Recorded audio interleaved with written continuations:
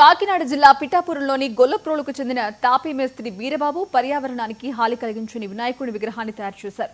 గత 6 ఏళ్లుగా విభిన్న విగ్రహాలు తయారు చేస్తున్న ఆయన 2 నెలల నుంచి కష్టపడి ఈసారి 6 అడుగుల ఎత్తు ఉన్న పసుపు కొమ్ములతో గణపతి విగ్రహాన్ని రూపొందించారు.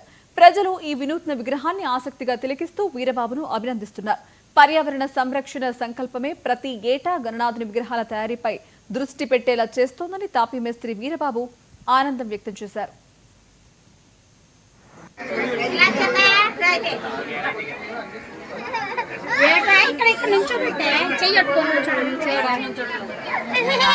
అందరికీ నమస్కారం అండి.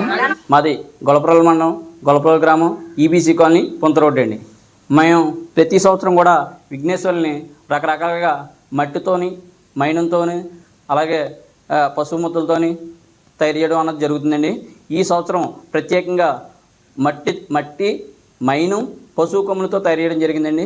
ఈ యొక్క విగ్రహాన్ని తయారు చేసిన వ్యక్తి తాపీ మేస్త్రి అయినటువంటి మా కోల వీరబాబు గారండి. ఈ విగ్రహాన్ని తయారు చేయడానికి నెల 15 రోజులు ఆయన కష్టపడి ఈ యొక్క విగ్రహాన్ని మా కమిటీ సభ్యులకు తయారు చేసి అందజేయడం జరిగిందండి. ఈ యొక్క విగ్రహాన్ని తయారు చేయడం వల్ల కారణం ఏంటంటే పర్యావరణాన్ని కాపాడడానికై చెరువుల్ని మా కాలువల్ని కలుషితం కాకుండా ఈ యొక్క కార్యక్రమాన్ని మేము చేయడం జరుగుతుందండి. అందరికీ నమస్కారం అండి. మాది